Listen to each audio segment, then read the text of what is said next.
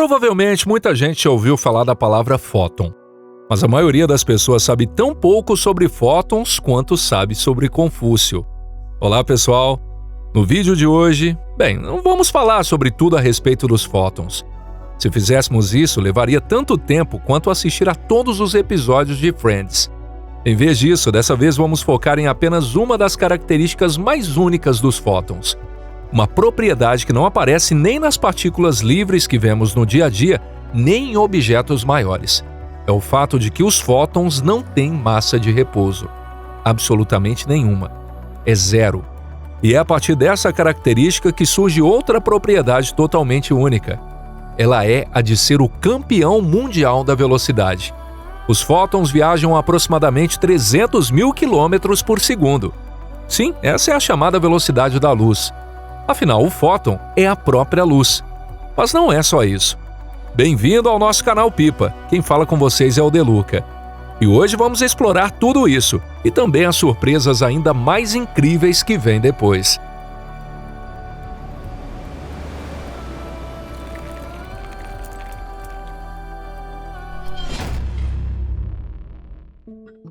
Como o vácuo determina a velocidade da luz? Vamos começar, como não poderia deixar de ser, pela velocidade dos fótons. Em geral, ela costuma ser descrita como a velocidade mais rápida do universo. No entanto, essa forma de dizer pode facilmente levar a mal-entendidos. Não é que os fótons estejam tentando acelerar, nem que tenham atingido algum limite e parado ali. Simplesmente eles não conseguem existir em nenhum outro estado. E então surge uma pergunta ainda mais interessante. Por que exatamente essa velocidade? Por que não o dobro, nem um décimo disso? Afinal, de onde vem esse valor? Quando investigamos mais a fundo, descobrimos algo surpreendente. A resposta quase não tem relação com o próprio fóton. É como perguntar, por que você é humano? Cuja resposta também não tem muito a ver com você em si. Na verdade, ela está ligada aos seus pais. Com os fótons, acontece a mesma coisa. Então, quem seriam os pais dos fótons? Calma lá. Não são os gravetos de uma fogueira, nem as lâmpadas de um lustre, nem mesmo as estrelas. Seguindo a analogia, tudo isso é apenas a maternidade, ou seja, o lugar onde eles nascem. Então, quem seriam o pai e a mãe dessa partícula tão extraordinária? Devem ser algo igualmente especial, certo? Essa intuição está absolutamente correta. Sim, é algo extremamente especial. Ou melhor, para ser preciso, existe apenas uma entidade especial. Isso porque o fóton tem apenas um único progenitor. E esse é o campo eletromagnético. O fóton é, na verdade, o próprio quantum do campo eletromagnético, onde campo elétrico e campo magnético estão inseparavelmente ligados. Bom, nesse sentido dá até para dizer que o campo elétrico e o campo magnético são o pai e a mãe. Qual deles é qual? Fica a seu critério imaginar. E são justamente esses pais que concedem a essa criança aquela velocidade impressionante. A velocidade do fóton não depende da sua energia nem do lugar onde ele nasceu. Ela é determinada pelas propriedades fundamentais de como o campo eletromagnético existe e pode se propagar no nosso espaço. No século XIX, os físicos compreenderam pela primeira vez que o campo eletromagnético obedece a leis rigorosas. Quem expressou isso em forma de equações foi James Clerk Maxwell. Essas equações descrevem como perturbações elétricas e magnéticas geram umas às outras enquanto se propagam pelo espaço. E ao resolver cuidadosamente as equações de Maxwell no vazio, ou seja, no vácuo, a velocidade de propagação das ondas eletromagnéticas surge automaticamente. Não é preciso ajudá-la para coincidir com resultados experimentais. Ela simplesmente aparece por conta própria. Aqui, E0, chamado ε0, é a permissividade do vácuo. Ela indica como o espaço vazio responde a um campo elétrico. Já o chamado μ0 é a permeabilidade do vácuo. Ela representa como o espaço responde a um campo magnético. Ao multiplicar esses dois valores e tomar o inverso da raiz quadrada, obtemos a velocidade. Um valor extremamente específico, cerca de 300 mil quilômetros por segundo. É aqui que chegamos a um ponto crucial. Como fica claro nessa equação, a velocidade do fóton não é uma propriedade do próprio fóton. Ela é determinada pelas propriedades do vácuo, ou seja, pela própria natureza do espaço. Se a permissividade ou a permeabilidade do vácuo fossem diferentes, a velocidade da luz também seria completamente diferente. Não é que o fóton de repente ficaria mais lento ou mais rápido, apenas a forma como o campo eletromagnético se propaga naquele espaço mudaria. Portanto, o fóton não escolhe a sua velocidade. Ele herda essa velocidade do campo eletromagnético. E o campo eletromagnético, por sua vez, herda essa velocidade das propriedades do vácuo. É por isso que todos os fótons, desde as ondas de rádio até os raios gama, possuem exatamente a mesma velocidade no vácuo. Mesmo que a frequência varie em várias ordens de grandeza e a energia seja extremamente diferente, a velocidade nunca muda. Isso acontece porque ela está incorporada à própria estrutura do espaço, e não dentro do fóton. Mais do que isso, trata-se de uma das constantes mais fundamentais do nosso universo. E é a partir daqui que a história fica ainda mais interessante. Porque a velocidade da luz não é apenas um número isolado. Ela está relacionada a outras constantes, à escala dos átomos, ao funcionamento da força eletromagnética e até o motivo pelo qual a matéria estável pode existir. Mesmo que a velocidade da luz mudasse ligeiramente, apenas alguns quilômetros por segundo. Não, o universo que conhecemos não desapareceria instantaneamente. O universo continuaria existindo, mas ele se tornaria algo completamente diferente do que é hoje. A estrutura dos átomos mudaria, as reações químicas seriam outras, e o funcionamento das estrelas também seria diferente, ou seja, estruturas complexas simplesmente não poderiam se formar. E em um universo assim, provavelmente não existiria vida nem surgiria inteligência. Que valor teria um universo desses, afinal? Como o vácuo protege o mundo do caos? Quando se fala em ajuste fino, é comum que a conversa acabe girando em torno da existência da vida e de suas possibilidades. Mas se dermos um passinho atrás, percebemos que todas essas questões levam a algo ainda mais fundamental. Antes de falar de átomos, química ou estrelas, precisamos entender que tipo de campo é esse onde os fenômenos físicos se desenrolam. O que exatamente é esse pano de fundo onde todos os campos, partículas e até as próprias leis da natureza existem? E é aqui que chegamos a algo que normalmente é subestimado: o vácuo.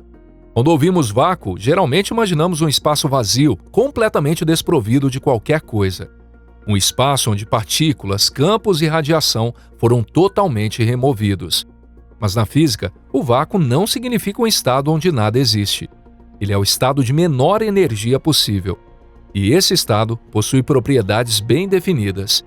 Já vimos que a velocidade da luz é determinada pela permissividade e pela permeabilidade do vácuo. Ou seja, mesmo sendo um espaço vazio, ele reage a campos elétricos e magnéticos, portanto, não é um nada. Além disso, essa forma de reagir segue leis extremamente rigorosas. Na física moderna, o vácuo é entendido como o estado fundamental dos campos que preenchem todo o espaço. Mesmo quando não há partículas reais presentes, os campos continuam ali. Eles não se manifestam diretamente, mas é justamente por causa desse pano de fundo que qualquer excitação, como um fóton, pode existir. O ponto importante é que o vácuo é completamente diferente de meios comuns, como o ar ou a água. O vácuo não desacelera a luz nem cria resistência. A luz não está empurrando o vácuo para avançar. Ela simplesmente existe nele, seguindo suas propriedades fundamentais. Nesse sentido, o que o vácuo define não é exatamente uma velocidade de movimento, mas uma velocidade de resposta. Ou seja, o limite de velocidade com que o campo eletromagnético pode mudar e transmitir seus efeitos de um ponto do espaço a outro. É isso que, de fato, é a velocidade da luz.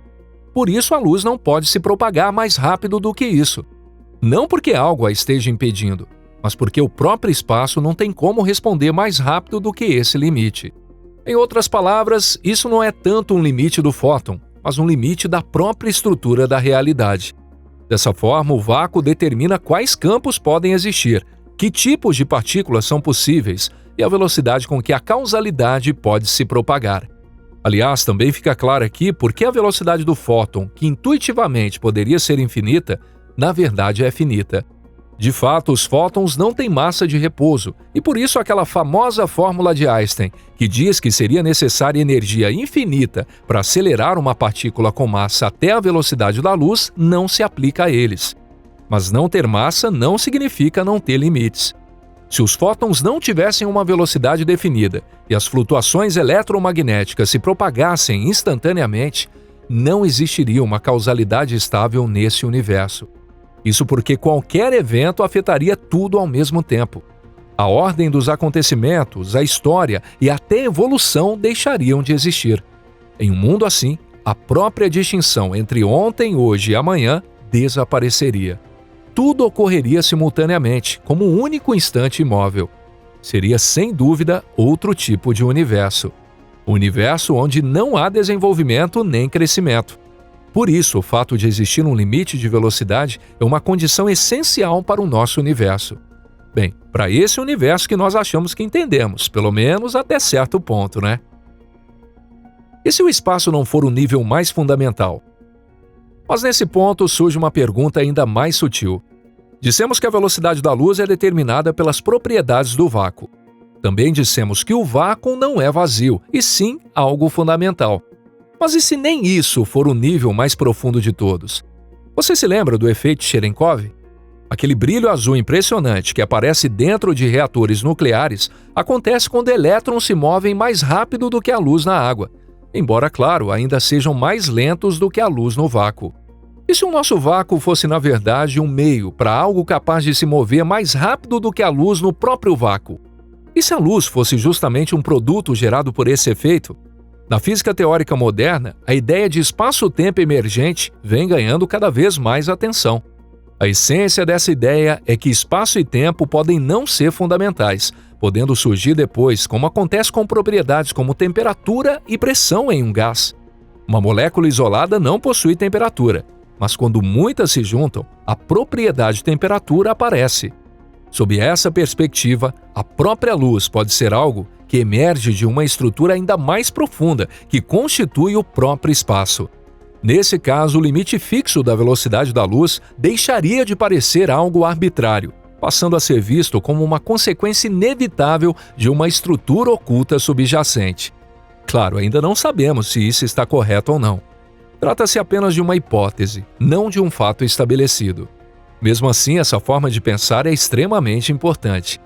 Ao questionarmos a luz, inevitavelmente acabamos ultrapassando o quadro do espaço cotidiano e avançando em direção a um domínio onde o próprio espaço ainda está em formação. O que tudo isso realmente significa? Quando juntamos tudo o que vimos até aqui, uma visão geral inesperada começa a surgir. O fóton deixa de parecer apenas uma partícula veloz ou uma simples bolinha de luz, e o que temos diante de nós é o quantum do campo eletromagnético, cuja velocidade é determinada pela própria estrutura do espaço. Esse valor de cerca de 300 mil quilômetros por segundo não é um recorde nem um limite imposto, mas sim a velocidade de resposta do vácuo, ou seja, a velocidade máxima com que o universo pode reagir a mudanças. A razão pela qual não é possível ultrapassar essa velocidade é que a própria estrutura da realidade não permite que relações de causa e efeito se propaguem mais rápido do que isso.